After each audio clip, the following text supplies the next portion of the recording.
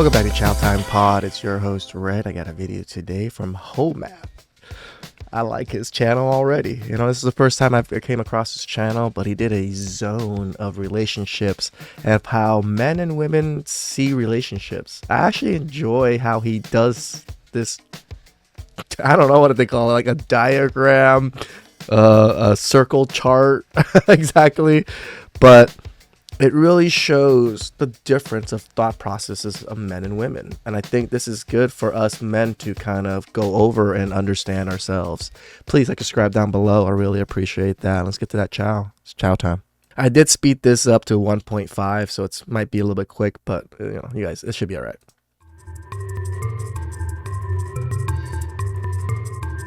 Okay, this is the new zones chart. It is replacing the old zones chart. This one is Dude, that old zones chart was pretty crappy compared to the new one. pretty much fully fleshed out. As usual, if you can find something that I missed, please let me know, but I think I got it all. This is a chart that is divided into the way that men categorize women and the way that women categorize men. Men have one set of values. Men add up what we think about your looks, your personality. We subtract how much availability you're giving to other men, and then here I drew a cabinet, which is the male version of the galaxy, because there are other things that can make women more and less valuable to men, but it's not very much. See, I like that chart. It's looks, personality, and then there's a few other things that might help you out, but they're kind of minute compared to those two, the looks and personality thing. These many things can make a big difference, a big impact on how women like men, but over here it's not that big of an impact. So this is basically the way that men decide how much they value you. And then once we decide from the best I can get to the worst I'll take, where we're going to put you, you kind of end up in one of Keeper, sleeper, and sweeper. So I'm guessing sweeper, we ain't going to touch you. Sleeper, I don't know if I really want a relationship with you, but I'll sleep with you, And then keeper, those there's not very many of those ones. one of these boxes, and it can be pretty hard to leave. In order to do that, you would have to either improve your looks or your personality or get rid of the male attention that you have in your life. Makes sense. For them to go up in ranks, down in ranks, is either they have to start looking better, or they have to change their personality, or, have a lot less men around them, or, cut men off kind of thing. So very few little extra things that they can do to improve other than those three major things. And you're not going to really be able to do it with this. If this isn't cutting it for us, this is a big lesson that a lot of women need to learn. You can't overcome lack in this department by wearing a t-shirt that he likes or picking up a hobby that he likes. That's why it's a cabinet. It's very, very small. It makes a small impact. If your cabinet is perfect for the man that you want, it might give you half a point to a point. This is really most of it. Women, on the other hand, they have two sets of criteria that they evaluate men on. They have good guy stuff and bad boy stuff. And this is one of the reasons that there's so much I'm liking it already. I haven't watched this, so I 100% agree so far with how the chart works. Confusion in our culture about what women want, because they say they want good guy things and then they actually go with men who have bad boy things, but the truth is they want both, and you don't have to choose. In our language, we say I'm a good guy or I'm a bad boy or I'm good or I'm bad or this is, but really you can be both of these things. And in order to be both of these things, you have to maximize your physical attractiveness, face, body, height, voice, all the things that you can do, lose weight, get muscle, maximize it, and maximize your masculinity, dominance, power. What can we do with our voice? We can train our voice to sound more deep or something? Interesting. Confidence, smoothness, which is, I'll explain that later. Smoothness is basically how well you understand women. If you can approach a woman and you know what it is that she responds to, she's going to go, oh, you understand women. You're smooth. That requires some more unpacking. And women also respond to dark triad traits. This is a big difference between men and women. Men do not need women to have any evil stuff, any bad boy stuff. Men don't need any women to have any evil We don't stuff. need bad girls. Some guys like bad girls, but that's a personality thing. Men in general don't need girls to be bad. Women need men to be at least somewhat bad. You got to be dangerous. You have to have the ability to be dangerous. Not necessarily go to jail, but you have to be capable of it. And this is true. The ability, like the image of how it's masculine, how much you can hurt someone else, really does matter. Again, a lot of people tell me I look like mafioso, either Vietnamese or, Cambodian or Chinese, which I admit I do somewhat fit that description of looks. So people do get that, like, oh, women are like, oh my God, he's the killer type. He could protect me. It's stupid. that will boost your bad boy score, which is what you really want. It's better to be all bad and no good than it is to be all good and no bad, because then you end up in the friend zone. So both of these speech and thought bubbles are arranged the same way. The higher up you go, the more it is based in love, which is supportive, public, monogamous, and emotional. And the farther down you go, the less love there's going to be and the more lust, which is going to be opportunistic, secret, multiple partners at many times, and impulsive. Oh, that makes sense. I was wondering what the two up and downs were. That makes sense. So, of course, a man is going to have lust for a keeper. Of course he is, because that means that he likes the way she looks. But he's going to have a lot of love for her. Way down here, he's going to have no love at all, and it's going to be entirely a lust-based relationship.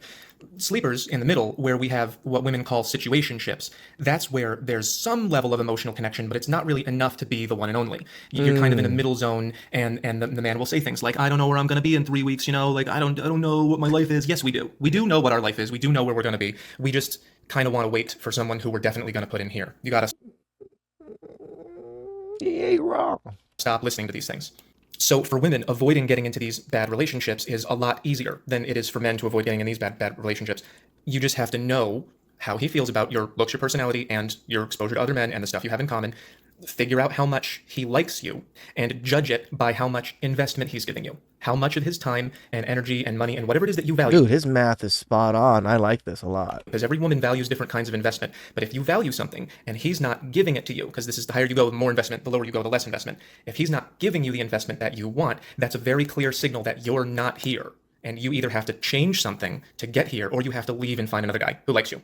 So just really quick for men, keepers is obviously my one and only. This is the one woman that we care about the most. Sleepers these are girls who we like and we're attracted to them. And as you can see, this is the public-private line. There are sometimes that sleeper relationships enter into the public arena and we'll go out with you, but we still aren't really committed and we kind of waffle a little. And then there are some times where sleeper relationships are like, let's just keep this between us. Just come over at midnight, right? Once you get down into sweepers, this is usually just mistakes. We usually wish we hadn't done this. It might be I was wondering what sweepers kind of were. related to alcohol, or maybe it's been a really long time. But if there's ever any kind of contact here, it's called sweepers, as in under the rug, because we don't want anyone to know about it. So if a guy has ever had any level of a relationship with you and tried to hide you and not answer the phone and disappeared and everything, that's where you were. And you need to not be there because it's pretty uncomfortable. So for women, it's obviously a lot more complicated because women have two sets of criteria that they judge men on. One of them is good guy stuff and one of them is bad boy stuff. Good guy stuff, the level of good guy things that you have, which is, of course, how much you're investing in her. Is it enough for her? Are you presentable? Does that make you look good? That's, for women, looks is broken down into presentable and face and body and height and voice. So there's... This is true. Yeah, it's not just your physicality and your looks. It's also how you dress, how you come across, and all that stuff. Yeah, makes sense. Men have that both in one thing, but women have looks separate. So if you're a really physically unattractive guy, but you're very well put together... That's true. We do have it as one thing, don't we? This is a good way to break it down. Yeah, women see it as two different things. You can look good, but you don't know how to dress. That's women's thing too. And you're giving a woman a lot of investment, then you would have a really high good guy score and a very low bad boy score, and you would end up in the friend zone. So the amount that a woman thinks you are a good guy is going to be the amount of investment that you're giving her compared to what she wants, the amount that you make her look good when you're seen together in public, because that's going to push you above the public line. And then this is important. Women. Men subtract other men from their valuation of women, and women subtract other women from their valuation of men in the good guy zone. But women will very often keep going back to a bad boy that has a lot of girls, or a situationship with a guy who has a lot of girls. Women generally do not subtract other women from the bad boy score. They take other women from the good guy score because that's going to take away your investment in her. And over here, having other women does not take away your investment in her because it's all based in excitement and... That makes sense. Dude, I'm learning a lot through this little diagram that he's going through. And physical things. And then finally, of course, women have the galaxy. And that's many, many, many little... The galaxy. Yeah, because it can literally be anything in the world that triggers them to make them like you all of a sudden. It could be just like the stupidest of shits.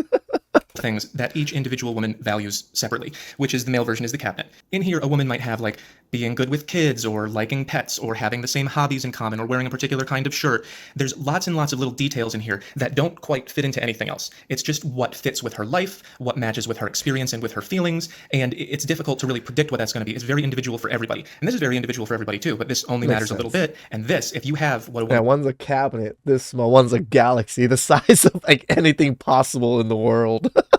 Once in here, it can give you a few points. Like if you're not particularly presentable, but you're okay, and you don't have a lot to invest, but you're okay, and you have a load of things in common with her, it can boost you up a few points on the good guy score. Makes sense. Again, not the bad boy score. So all of those things in the good guy score, they measure how much the woman trusts you to be able to be there for her and make her look good and have a very public relationship. Very public. The more you are a good guy, the safer that she will feel going out with you and being seen with you. In the friend zone, husband zone, or the Prince Charming zone. But again, if you have only good guy traits, she's not going to like you enough for any of these zones. Oh, I see how the chart works now. Yes, that makes sense. Yeah. Have to have some bad boy traits. If you're the lowest of the bad boy trait and you're the lowest of the good boy traits, you just get ghosted. And it could be just looking good. That's enough for some women. It can be, there are some guys who don't look that good, but they're very, very smooth again, and they have experience with women, and women like it when they know you have experience with women. If you are very dominant, if you're good at something like a sport, if you're the head of your social group, if you're the boss at a job, if she works somewhere and her boss is very, very dominant over other people, that's going to sort of trigger something in there. It triggers something in the bad boy continuum. Men who are very confident in themselves. Dark triad traits also appears here. Dark triad traits are linked to power, and one of the ways that power is most easily accrued for men is by being kind of brutal to other people and using them and tricking them, and it can get pretty dark. That's why it's called that. But it does result in men getting more power and more money and more status, and all of those things are attractive to women.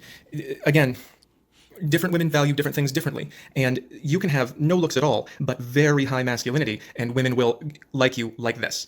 Women are very different from men in that way. If a woman is really unattractive but has a great personality, we generally will not say, well, her personality is worth enough to get up here. You have to have at least a bare minimum of looks for men. It's true. But for women, I want you to Google Henry Kissinger. He is not an attractive man, but he was sleeping with supermodels because he was very, very powerful on a global scale.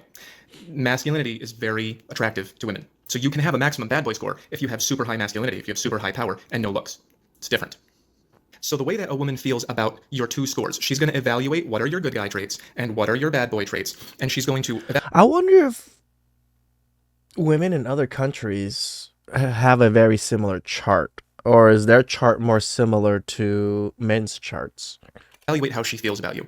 That creates, I split it up into 9 zones, and I just use... Because I don't think they have the friend zone so much, and the ghosting, and the ick and creeps zone so much for, like, say, Japan, Thailand, and stuff.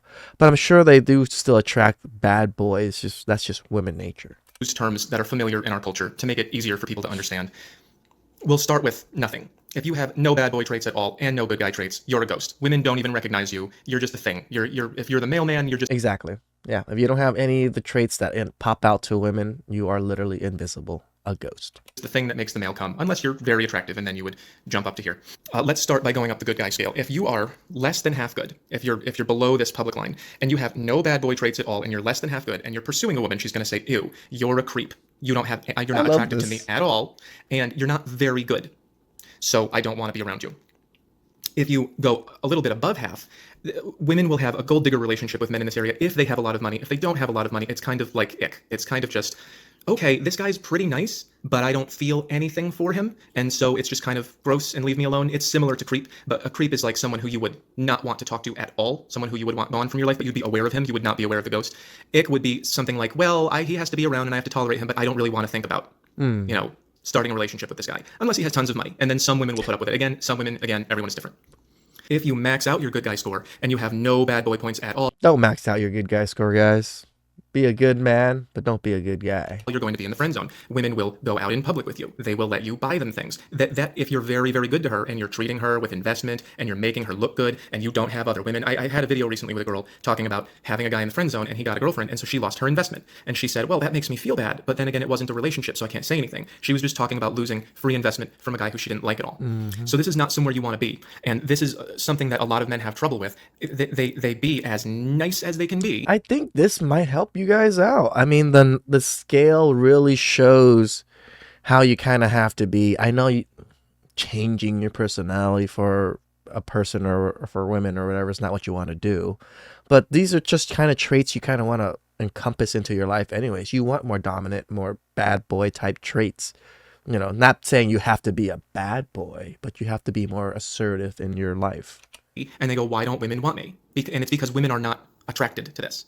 It's what makes them feel safe and comfortable, and it's what makes them want to spend time around you. It's what makes them trust you. It's what makes them want to be seen with you or build a future with you, but it's not what makes them attracted to you. This confuses men, because when women give us what we value, they shoot right up this chart.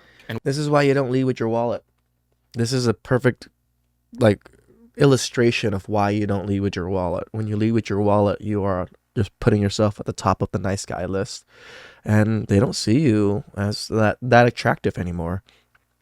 And we wonder why that doesn't work for us. And the reason is that you either are not good looking and God forbid that you have unfixable things about you, but hopefully you can lose some weight and gain some muscle and start dressing better and become more masculine. If there are things that you cannot fix about your body, you have to at least be more manly. Correct. And then that's going to give you some degree of points. So if you are maximum nice and you become more manly by working on yourself, take care of your face and your body and become more of a man. This is why I say work on yourself. Do what you need to do, and you'll fit into these categories properly.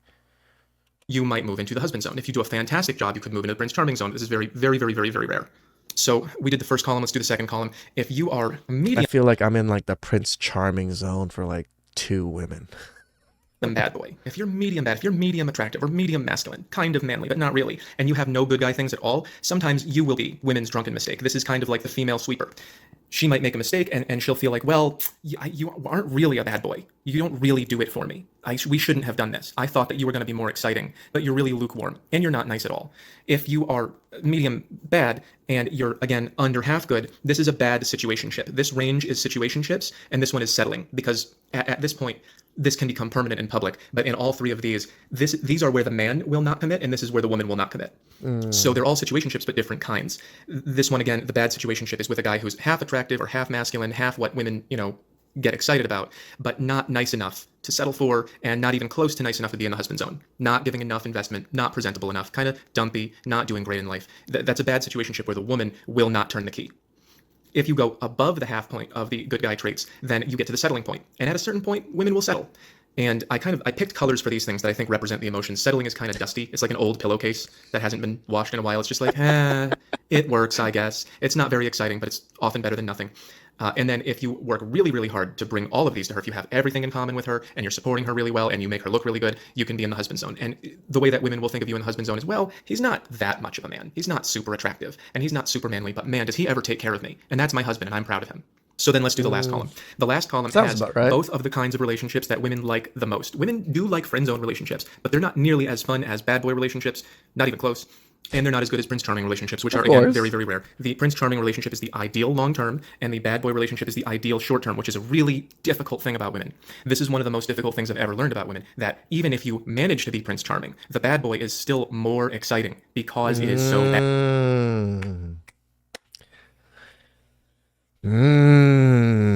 bad and so short-term. It's paradoxical that being good can make her less excited for you. She'll be more excited for a bad boy than she will be for Prince Charming because there's something about stability that kind of dilutes this. And this is the most healthy kind of relationship when the man is here for the woman and the woman is here for the man.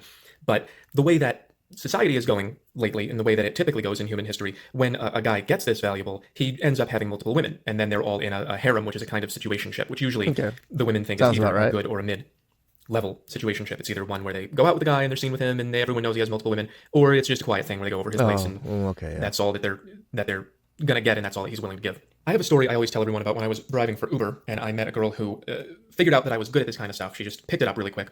And she asked me, she said, hey, I'm seeing this guy and he has all these other girls and he won't commit to me and I'm stuck here, basically is what she was saying. And she said, how do I get him to pick me out of all the other women?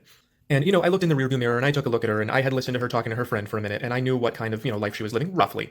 And I pretty much assessed that, there's not a lot that you can do here, especially if this is the only other guy you're seeing. And I asked her that. I said, is the only guy you're seeing? And she said, yeah, it was just the one guy, but he had 4 or 5 girls. She actually didn't know how many it was. And so I said to her, how well do you know this guy? And she said, pretty well. And I said, what do you think he would say if you told him you have to have only me and get rid of all your other girls or I'm leaving? Do you think he would keep the 4 other girls or keep you? And she said he would keep the 4 other girls. And I said, and let me ask you this. What if I gave you 100% of my love and devotion and I gave you all of the good guy stuff I had to give? Would you dump him for me? And she got really quiet. And I said, don't worry about it. You're not going to hurt my feelings. We're in an Uber. It doesn't matter. And she said, no, I would not do that. So she told me that 100% of what I could give her would have been in this range or this range. And what she was getting from this other guy was either here or here. She valued being in his harem more than having me all to herself because in her evaluation, she likes men that have more than I do. Woo! Damn, this breakdown is it's mind-opening. And so this is a lesson that I'm really hoping that women can learn. I'm hoping that I can get it through to some women that you can't, if you can't improve this, you can't improve this, you can't get rid of male attention, and you have maximized this, and he's putting you here. He doesn't like you this much. And You're he never will. going to If be. he's got 5 women, why would he get rid of 4 of them to keep 1? He would get rid of 1 of them to keep 4. You're just here. And if you want to be here, that's your choice. I can't make that. No one can make that choice for you. If this is what you prefer, this, and that's what this That's what a lot of women are choosing. girl said. She said she would rather be here with him than be probably here with me, at least in her evaluation. Maybe I would have been able to do this for her. Maybe. But in her assessment, I was in this icky zone. This kind of, I don't. Dude, he was able to use this chart in real life through his, in his Uber thingy to be able to assess a woman's desire for a man and like where, if she ever is going to move or not. This is fucking awesome. Really want that. I'd rather be with an exciting guy 20% of the time. So that's I'm pretty like fucking at the edge of my seat watching this shit for some reason. I don't know if you guys are. much it. That's how the zones work, and that's how men value women and how we place you in here, and that's how women value men and how they place us in here. And a lot of the problems that we're having in the dating market are in the way that we're negotiating. Women would rather have a part of a guy than a whole, mid-level guy, and men would rather have 1 or 2 or 5 women in this zone than pick one of them and have a one and only. It would probably make us happier if we had those kinds of relationships. But the way that we're negotiating lately, we're ending up here and here, and everyone's getting all hurt emotions over it. And of course, we're ending up here and here as well.